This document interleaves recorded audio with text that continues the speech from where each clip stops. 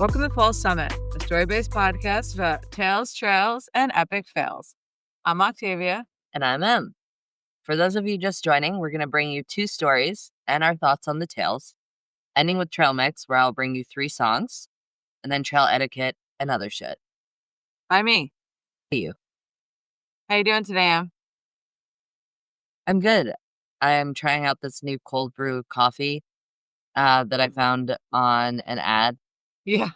Either, I forget where. It was either Block Blast or Instagram.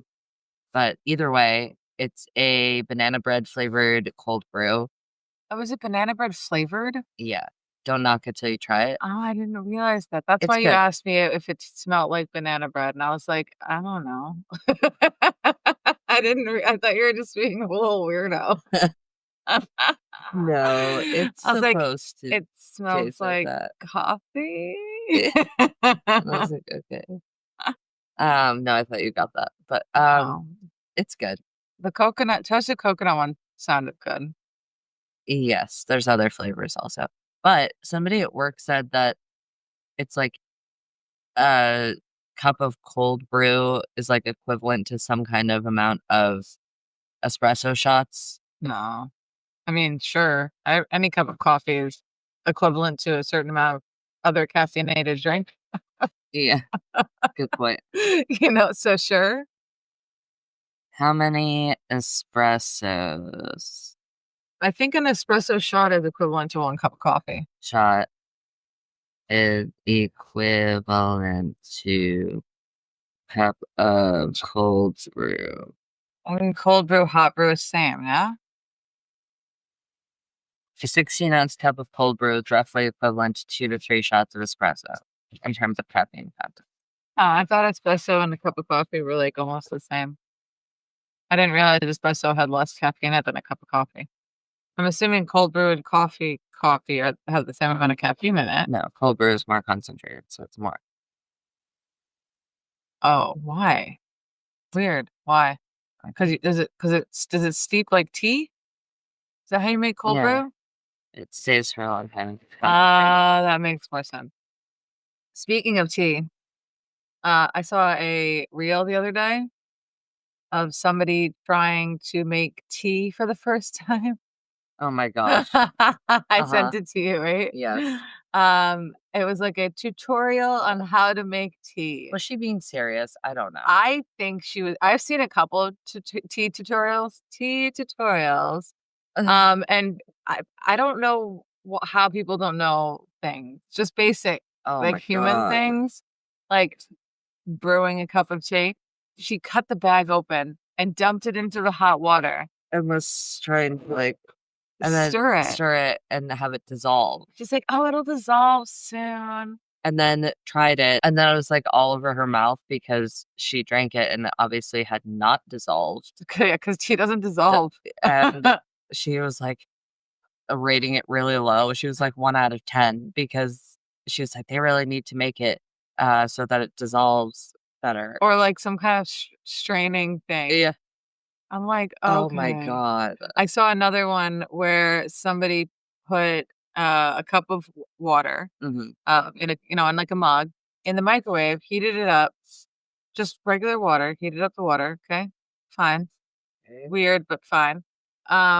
Added milk to it and then put the tea bag in and then put like a cup of sugar in it. And it was like this pale, it was like fairly dark, milky, nothing. Like as somebody who drinks tea every morning. Are you a tea girl? I'm a tea girl. Yeah, that was the most disgusting thing I've ever seen in my life. Yeah, I would not drink that. People like their tea differently though. Like some people do like it really milky versus. There's only a few right ways. Yeah. Sorry. And how do you make your tea? What is your tea preference? Well, usually I have hot water first. Right. I pour the hot water over the tea bag. Right. Well, what kind of tea? And how do you like your tea? How do you take it? I'm going to get there. Okay, get there. A little faster. It's an experience. Oh, okay. Well, I'm ADD explaining to you. Great. Yeah, you're welcome. And then you let it steep for a few minutes. Then I add my honey. And then I add my half and half. and then I drink it. Sip, And sip. you add your honey because it'll dissolve better in the hot liquid versus if you add something cold to it. Like, Yeah, I'm not gonna put milk in there and then put the honey in there. oh, That's sure. ridiculous. That's so ridiculous. Why would anybody do that? Oh my How is it supposed to dissolve properly if the liquid isn't scalding? God.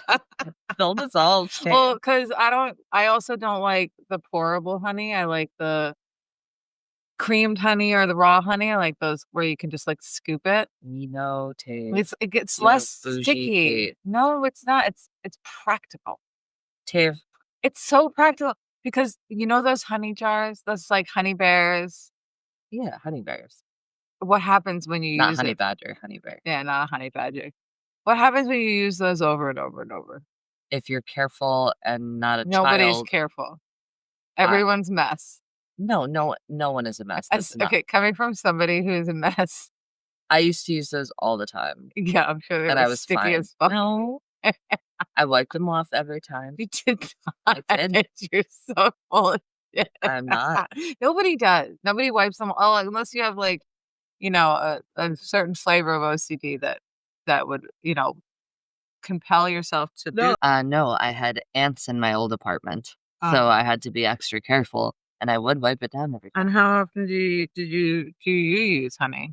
I went through a tea phase. Are you done? Yeah. No, it's cute. With honey though, you drink tea now. You do sugar. I know. Why? I know. Oh. I like it. Well, anyway, I don't like having to wipe it off every time. Oh, sure. Yeah. So you'd rather have bee parts floating around. Well, the one that I'm using right now technically isn't for tea. What's it for? Well, it's just to eat like a spoonful. How do you know that? It's royal jelly. What's royal jelly? It's like the honey that comes straight from the queen. Oh my God, you are so bougie. It has more antioxidants. Even your fucking honey brand is bougie sounding. I got it from the farmer's market. Oh my God. And how much did you spend on it, Tave? A little bit. No. 30? No. It was a little bit more than you would at the grocery store. But I was at the farmer's market doing my other job, and they were really nice, and I wanted to support local business. Oh, for sure. It was out of the kindness of your heart that you acquired royal jelly. Yeah. And bee parts. Oh, but no, it's bee. This one has royal jelly and bee pollen in it. Oh, bee pollen. So it's really good for your immune system and antioxidants, and Sure. Mia? So it's my friend Mia, who used to live upstairs from me. She used to make me eat bee royal jelly all the time. All the time. She would like spoon feed it to you? Yeah. Like I would go down. She lived above. I lived above her, and I would go down, and we would have gab or whatever, and she would make tea, and then she'd make me eat a spoonful of royal jelly because it's good for you. This was 20 years ago. And how was that for you? Fine. Mm-hmm. She probably still would do that if we lived upstairs, downstairs. No, she's probably moved on to something else. Some other holistic thing. Oh, speaking of holistic thing, another reel I saw. Somebody's telling people, and I don't know if this is true, so I'm gonna do some research on it. It wasn't me. No, it wasn't you. Somebody is telling other people on the intranet that if you cut up an avocado pit, and then soak it in Coca-Cola, you can rub it on your joints, and it will help with like arthritis and shit. I'm looking this up. You're gonna look it up? Yeah. Nah. Does rubbing avocado pit soaked in Coca-Cola help with arthritis? And other like joint shit. No, rubbing an avocado pit soaked in Coca-Cola on your body does not help with arthritis. There's no scientific evidence to support this remedy, and it may even irritate your skin. Here's why this claim doesn't hold up. Avocado pits do contain antioxidants and polyphenols, but there's no proven benefit from topical use, especially not when soaked in a sugary, acidic drink like Coca-Cola. Coca-Cola contains phosphoric acid and sugar, which have no known anti-inflammatory or pain-relieving properties for arthritis when applied to the skin. Anecdotal remedies like this often circulate on social media, but they lack credible studies or clinical backing. For arthritis relief, evidence-based options include gentle exercise and stretching, physical therapy, diets rich in omega-3s like fish and flaxseed, hot and cold compresses, or doctor-approved supplements like turmeric or glucosamine with guidance. I knew it. See? I can always spot the crazies. That's I why. I I enjoy the crazies, Oh, but I sure. can always spot the crazies. Yeah, but you also thought that UFOs weren't a thing. Oh, I know that unidentified flying objects are a thing. We're gonna keep going on. Yeah, like, you were like, Yeah, don't you remember? I was like obsessed for a second, yeah. and you were like, "That's not real." No, I was just messing with you. No, you weren't. Yeah, it was. Oh my god! Now that it's It actually was a bit. proven. It was a Oh, it bit. was a bit. It was for Yeah, the it bit. was Yeah. I was a long haul bit. But Oh. speaking of crazy, I've been my algorithm has been changing, and now I'm getting, like, push reels of people saying stupid shit, and just of being really not, the smartest, and, like, reaction videos of people saying dumb shit. Like, uh, "Oh, Hawaii's not a state." Somebody was like, "Oh, Hawaii's not a state. Duh." Like, Oh what? my god. Um, what was another one that was really funny? How many hours are in 3 days? Or, um, how s but also I think, sometimes when you, like, go up to somebody on the street and ask them a question and their brain kinda goes blank, maybe? So I'm gonna give them that, but some of the reels are, like, people actually like, thought about this, made the reel, and then somebody else found it and made a reaction video to that reel. So it's like you had plenty of time to process and also look it up. It's on Google. Right. You like literally can look up anything on Google and Yeah, have the answer at your fingertips. yeah. So, but there's like, it's hard to sort through all the weird stuff online But also. okay, so this one video I saw last night, literally, the girl was like, "Hawaii's not a state, it's an island." Um, and she could have easily disproven herself. Like, she could have looked it up on Google and found out, "Oh, Hawaii is a state," you know? Yeah, but people don't when they're like that. I feel like they have this one side of their brain that's telling them that this is right, right? Right. And Like they're conviction? focusing on this side, but on the other side, there's this little thing that's like, I know this is not what like most people think.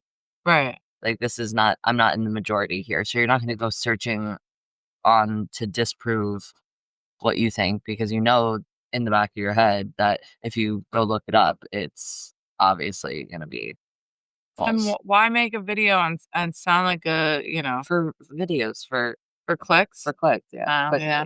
clickbait. Clickbait. Oh, that's a good point. So, are people being intentionally dumb in order to get clickbait? Like, in I order would to say get sometimes, but I yeah. would say that there are some ignorant people, or maybe who knows, maybe the person who made the video wasn't her or like posted it. Maybe it was somebody else who saw her being stupid and was like, Oh, no, she recorded that "Oh, she shit. recorded Yeah. it." You But could tell. that's embarrassing. Yeah, it was like palm in hand. Okay.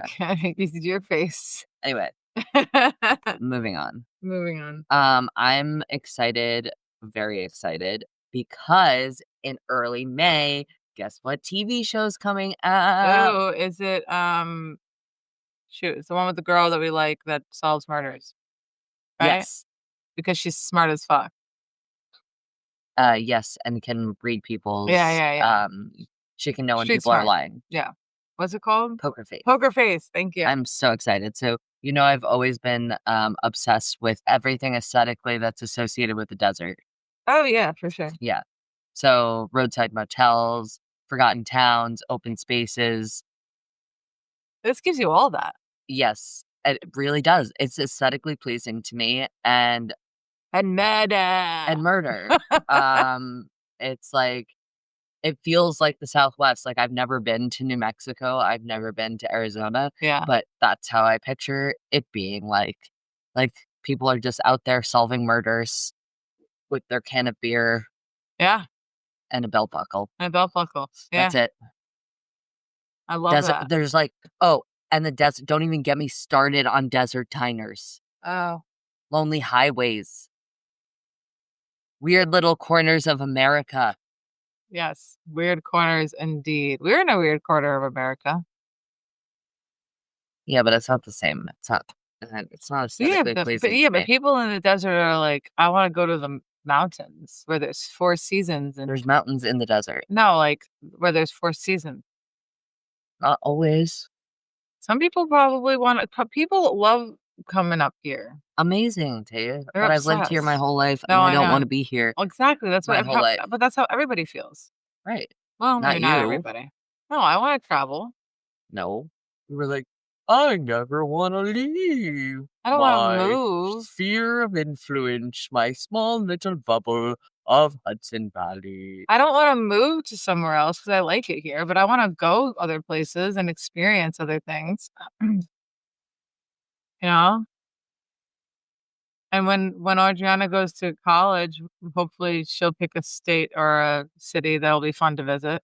Let's encourage San Francisco. Yeah. Or Toronto. Well, Stanford is in California. I don't think she can go. I guess she could go abroad. Like, we're deciding. She's 10. I don't know if her other family will love that. Well, she'll be 18 and they can go suck a duck. So, they don't get to decide her future. They don't get to hold her back, and to do all the amazing things. Because they want to, whatever. They have 3 other kids. They don't need this one. It's fine. We can have this one.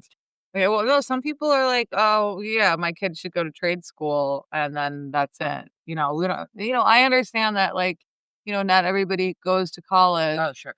In order to be successful, but, She has the means to because your mom is offering support in that way, which is amazing. And she says she wants to do something in art and building and is interested in architecture. So right now at 10. Right.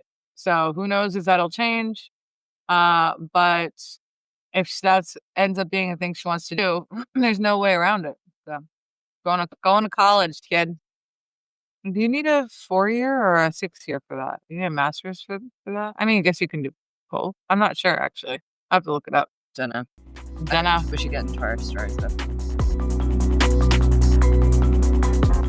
Yes, let's get into our stories. I love that idea. I love that for us. Take it away, Renee. Story 1 is called Frozen Ridge. I was electric with excitement, standing atop the volcano I had dreamt about for years, a hidden giant perched on an island in remote Alaska. Around me, a surreal world unfolded, a sprawling ice cap veined with steaming vents, sulfur bubbles popping through the skin of the glacier. It was like standing on another planet. The smell of minerals sharpened the cold air, the ground rumbling with invisible heat. I wandered across the broad summit, giddy and weightless, searching for the true high point among the gentle humps and ridges. There was no obvious summit cairn, no neat marker, just the volcano's ancient bones and the soft, hissing breath of a living earth. And then, clear as if someone had whispered in my ear, a voice inside me crystallized. Get the hell off this mountain.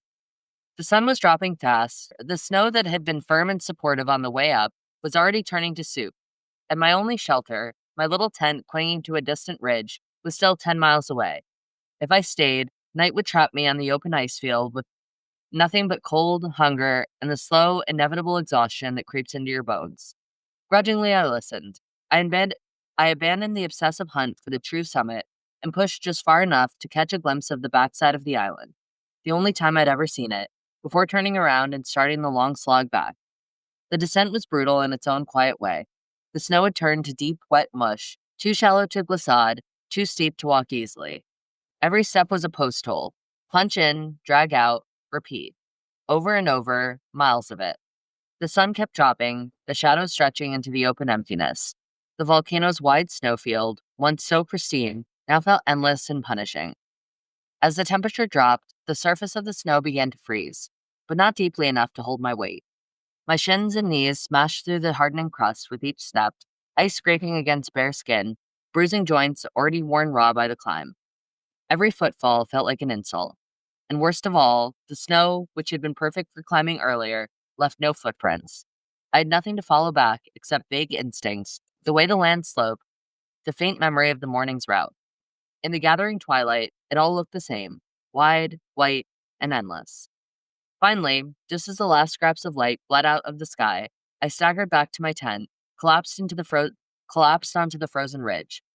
It didn't even matter that I was out of stove fuel, that I couldn't melt snow for water, or that I had a single sad larabar left to cover another 10 miles of rough terrain. None of that mattered right then. I had shelter, I was alive, I was safe. Later, lying in the tent, gnawing on that dusty bar, I realized I was fine. I had a plan. Instead of retracing my tough ridge approach, I'd bombed down the old World War II Jeep tracks, zigzagging switchbacks through, and bushwhack across the lowland valley back to the beach. There'd be water sources along the way, no stove, no filter. I'd figure it out. It would be a grind, but it wasn't survival anymore. It was just a little more suffering, and somehow I was starting to crave that suffering. When I finally stumbled out of the bush into the beach and saw the water taxi waiting, I felt a kind of elation that's hard to describe. The victory beer the skipper handed me tasted like pure heaven, frothy, ice cold, and alive. Later, someone called me out, half joking, half worried, for enjoying this kind of pain, for seeking it out, for smiling through bloodied chins and dehydration and miles of slogging misery. I thought about it for a second and realized they were right. It was insane, but it was the most alive I had ever felt. Happy, battered, and truly present, out there alone at the edge of the world. And deep down, I knew I'd be back. I can't imagine loving that. Ken, I know some people, seek out those types of thrills. thrills. Yeah. It must have been a beautiful trek, though. I mean, can you imagine the views up there? No. I want to That go would to be pretty. Alaska. That sounds That's beautiful. where they were. Yeah. Yeah, Alaska. I know. That's why I said I want to go there. Okay. I was relating it back to the story. Yeah, I would like to go check out Alaska. I mean, My mom's friend Eldona from they were roommates in college. yeah. Lives in Alaska now. Is Eldona an older name? Adriana's friend is named Eldona at school. It's an older name. It's pretty. I forget what origin it is. Lithuanian. Oh, okay. But yeah, I mean, I think that I'm glad that they survived that. I think it could have gotten worse.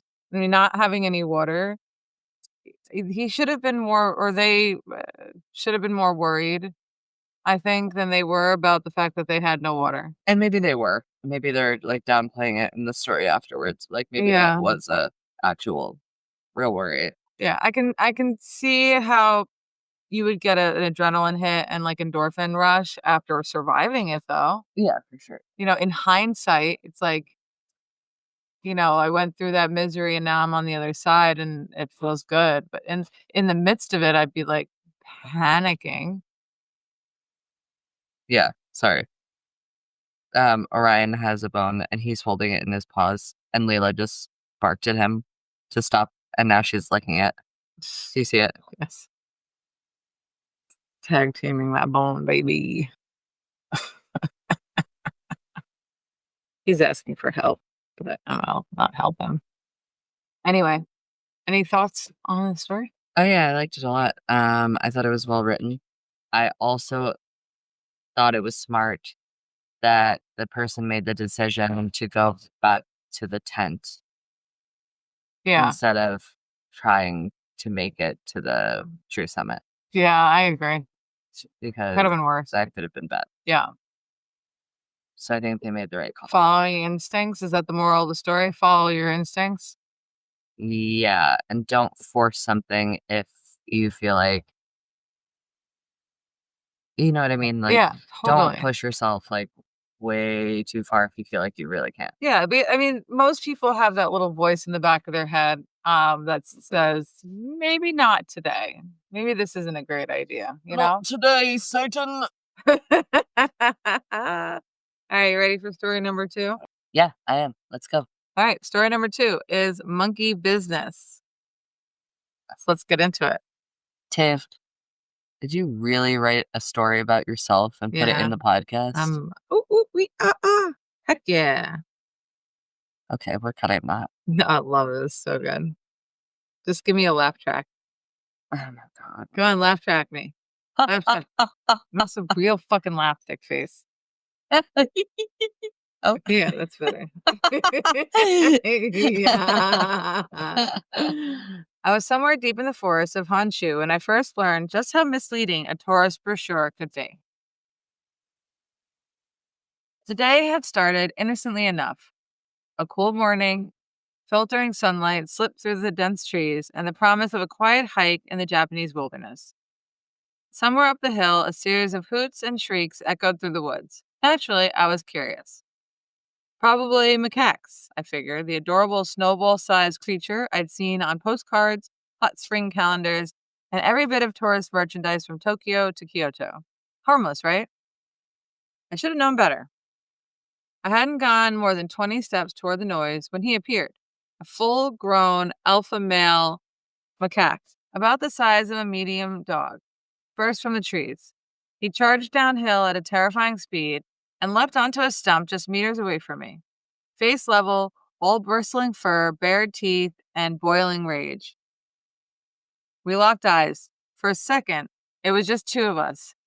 Me, a bewildered human carrying a day pack and a camera. I suddenly realized I might need to use as a weapon, and him, a wild creature weighing maybe 30 pounds, but armed with fangs and claws, sharpened by generations of survival instinct. I could tell he didn't want to fight. Not really. And I sure as hell didn't either. But neither of us could afford to flinch first. So I did the only thing that made sense. I slowly started backing down the hill, trying to keep eye contact without looking like a direct challenge, murmuring quietly under my breath the whole way. I don't know if wild monkeys understand human tone, but it certainly felt like he did. Maybe he could hear the nervous calm I was forcing into my voice. Maybe he was just reading my body language the same way I was desperately trying to read his. Either way, after about 50 meters of slow motion retreat, he seemed to decide I was no longer a threat. His posture relaxed, mine did too. I turned away and with a shaky laugh picked a different hill to climb. Macaques, man. They look so cute in the brochures.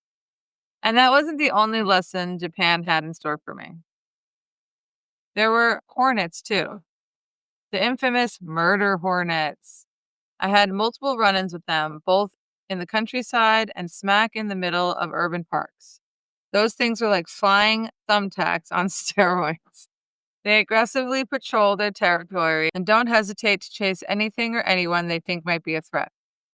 Several times I found myself sprinting for cover, heart hammering, as an angry hornet buzzed after me, sounding like a tiny chainsaw revving up for bloodshed.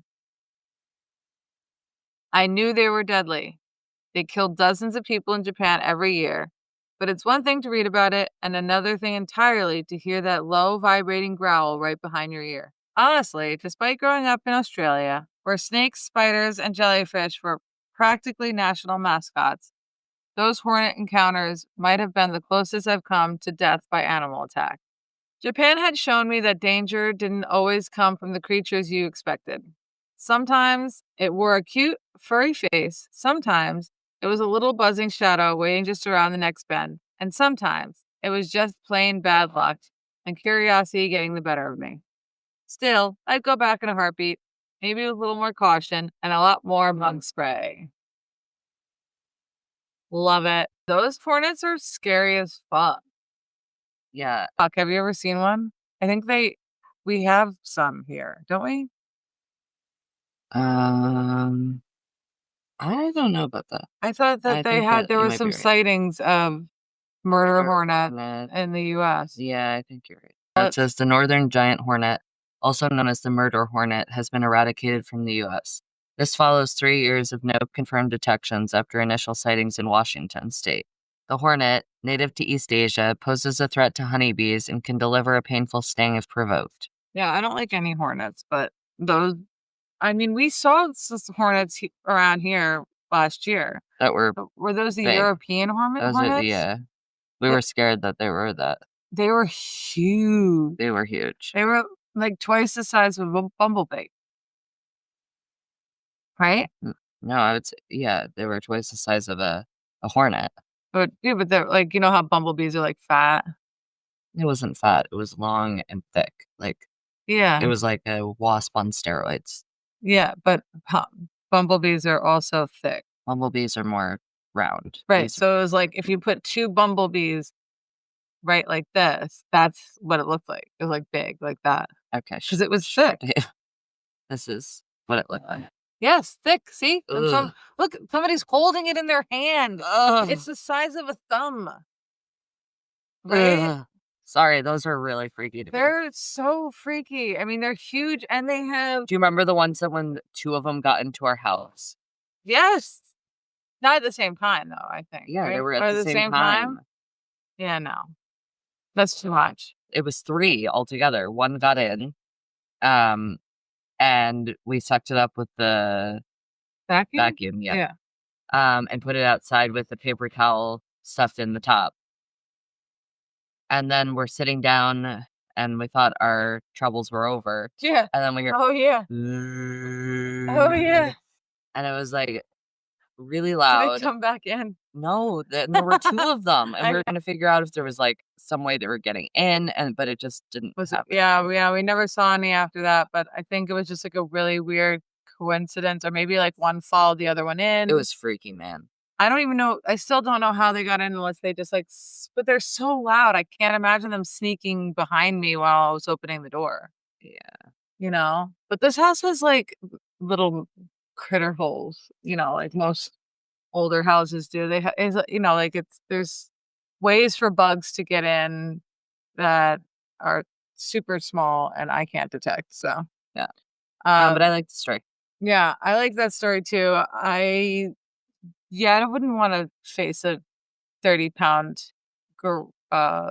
monkey, 30-pound monkey in the woods. Yeah, I think, I mean, a lot of monkeys obviously have similar characteristics to humans. Humans have similar characteristics to monkeys. That makes sense. Evolution is a thing.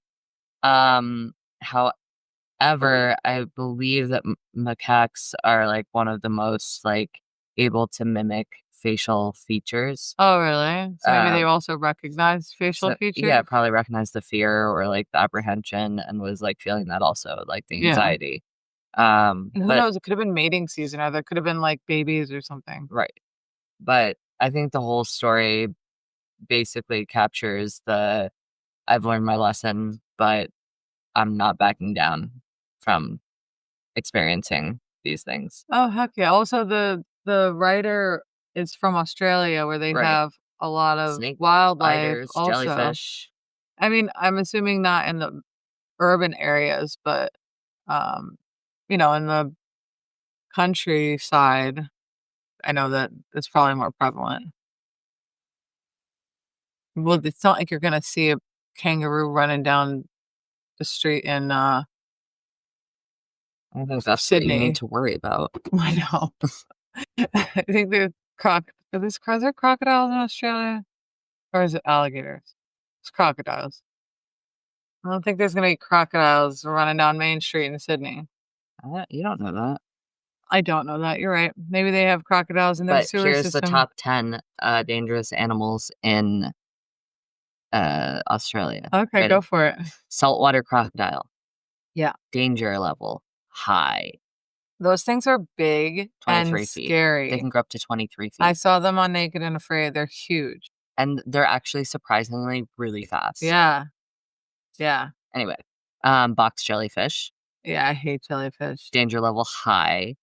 Sting can be fatal. Really? Yeah, tentacles contain toxins that affect the heart, the nervous system, and skin cells and can cause your heart to stop. Jesus. Sydney funnel web spider. Danger level high. One of the most venomous spiders in the world. Eastern brown snake. Danger level high. Fast, aggressive, highly venomous. It's responsible for more deaths in Australia than any other snake. Oh, wow. Great white shark. Yikes. Danger level high. Found in coastal waters, especially in areas with seals. Tiger snake, danger level high. Found in southern and eastern Australia. It has venom that can cause paralysis or death. Blue-ringed octopus, high. Small but deadly. This tiny creature can kill a human within minutes through its venomous bite. Yikes. Stonefish, high. Venomous spines that can inject toxins when stepped on. Found in shallow waters, especially near coral reefs. Cassowary, moderate. These large flightless birds can be aggressive if they feel threatened and can deliver a powerful kick with their sharp claws. Yikes. And redback spider, moderate. Similar to black widow, its venom can cause serious illness, but it's rarely fatal due to antivenom. Oh God. What about Japan? What's What? the comparison? We've got the Japanese hornet. Right. That's the top on the list. They're aggressive and can chase down threats if they feel their nest is disturbed. Ooh. Multiple stings can be fatal. Japanese brown bear. Found mainly in mountainous regions of Honshu and Hokkaido, these bears can be territorial and may attack if feel threatened. Asian black bear are found in the mountainous regions of Japan. They're typically more wary of humans, but can become aggressive if surprised or threatened. Venomous snakes, the mamushi, and other venomous snakes like the yamakagashi are found in rural areas and forests. Japanese giant hornet. Didn't we just do that? Yeah. I guess they're different. Japanese hornet and Japanese giant hornet. Oh, so there's a little hornet that'll kill you and a big hornet that'll really kill you? Yeah. That's nice. Centipedes. Oh, centipedes can be huge. These large centipedes huge. can deliver a painful bite. I didn't know they bit. Yeah. Japanese spiders, called the Joro spider, fugu, which is a puffer fish, wild boar, and rats. Rats? Yeah. Why rats? Does it say Because of why? the diseases. And rat bite fever. Yikes. And even the plague in rare cases. Oh, yeah. I mean, the Black Plague is from rats. That's how it was spread. That's informative. Thanks, Em. You're welcome. But Australia had more high level. Japan had more moderate level. Oh, okay. So this guy or gal came from a place that has more high level animals, threat animals, than the place that they went to. So they're like, I got this. But having a giant hornet flying at your head, I would run for the hills. Bye. All right, you ready to get into trail mix? Yes, I am. Yay. All right, let's do it. First on the list is The Ballad of Hollis Brown by Bob Dylan, and there's not really any way around it. This song is bleak. Bob Dylan wrote it in his early 20s, and it sounds like something written by someone who's seen too much. But that's Bob Dylan, because Bob Dylan always writes like they're 80, even though they were only in their 20s. So anyway, it's a story song about desperation on a South Dakota farm. No hope, no money, no way out. But it's got a great beat. I mean, it's great. This one doesn't really lift you up, but that's kind of the point. Not every part of the trail is a summit photo or a sweeping vista. Sometimes you're just grinding it out in silence, wondering why the hell you're even doing it. That's where this song lives. Sparse, raw, and honest. Just like these long, empty miles when your thoughts get dark and there's no one to talk to but your own breath. It's a reminder, not every journey has a reward at the end. Sometimes you just walk through the hard stuff because there's no other option. Next is Summer's Gone by Noembi. Noembi's Summer's Gone sounds smooth, almost like a love song. But under that groove is a kind of emotional hangover. It's about change, loss, the weird stretch of time when something is ending, but hasn't quite ended yet. If you've ever done a thru hike or just been out for days, you know the feeling when the season shifts on you. Maybe you started in summer and suddenly there's frost in the morning and fewer people on the trail. You feel it in your body. Something's leaving and you're not sure if you're ready. This song is that in between, still warm but fading. It makes you think of all the versions of yourself you've walked through. Some of them you miss, some of them you're glad to leave behind. And last but not least is Maybe October by Dekker. Dekker's Maybe October is quiet, bare bones. It doesn't rush to make a point, it just sits with you. Dekker's voice has this calm ache to it, like someone who's figured out that most answers don't come quickly, and maybe that's okay. This is the kind of song that makes sense when you're walking alone and not trying to solve anything, just letting the rhythm of your steps pull the thoughts loose. Maybe October feels like hiking out of season when the crowds are gone, the leaves are dry, and everything feels a little more fragile.